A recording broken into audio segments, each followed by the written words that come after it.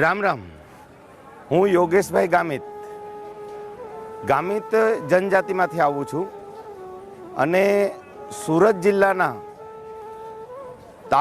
તાપી જિલ્લામાં મારો નિવાસ છે. અમારા જે જનજાતિમાં રામ ભગવાનનું જન્મથી લઈને મૃત્યુ સુધી એના હરેક કામમાં ભગવાન રામ જોડાયેલા છે. કારણ કે અમે જ્યારે જન્મતા હોઈએ ત્યારે અમારા જે બાપ દાદા કે અમારો જે પૂજારી હોય છે એ પૂજારી પણ જે પૂજા કરે છે એ ભગવાન રામ કે અન્ય દેવી દેવતાના નામથી જ પૂજા થતી હોય છે. અમે જ્યારે એકબીજાને મળીએ છીએ ત્યારે પણ અમે એકબીજાનું અભિવાદન કરીએ છીએ ત્યારે રામ રામ કહીને જ કરીએ છીએ.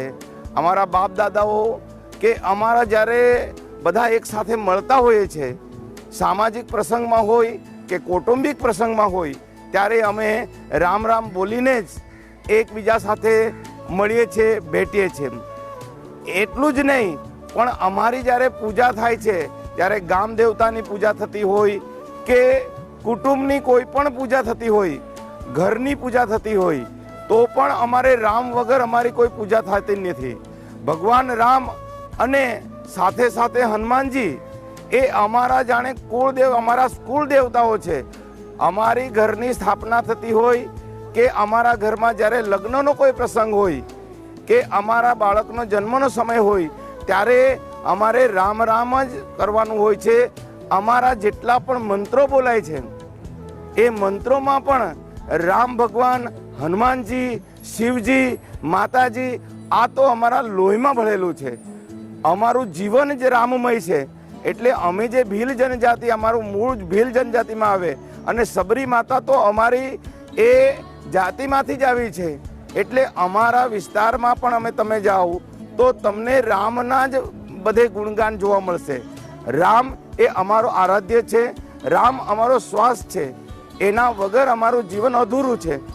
રામ એ અમારો શ્વાસ છે એટલે રામ વગર અમારું જીવન અધૂરું થાય છે. અમારા માતા પિતા હોય, અમે જ્યારે એકબીજાને રક્ષાબંધનનો કાર્યક્રમ હોય કે અમારે કોઈ હોળીનો તહેવાર હોય ત્યારે પણ અમારા જે ભજનો છે કે અમારે જ્યારે કોઈક નૃત્ય થતું હોય ત્યારે અમારા જે પણ ગીતો છે એ ગીતોમાં ભગવાન રામ છે. એટલે કહી શકીએ કે રામ એ જનજાતિ સમાજનું અંગ છે. એટલે જે લોકો કહે છે કે જનજાતિ સમાજમાં રામનું મહત્વ નથી, પરંતુ અમારા હરેક કામમાં, અમારા હરેક કાર્યમાં રામ છે અને રામ જ એ અમારું જીવન છે. એટલે અમે કહી શકીએ કે રામ અને રામ જ એમ જન્મથી મૃત્યુ સાથે અમારી સાથે જોડાયેલું છે. રામ રામ.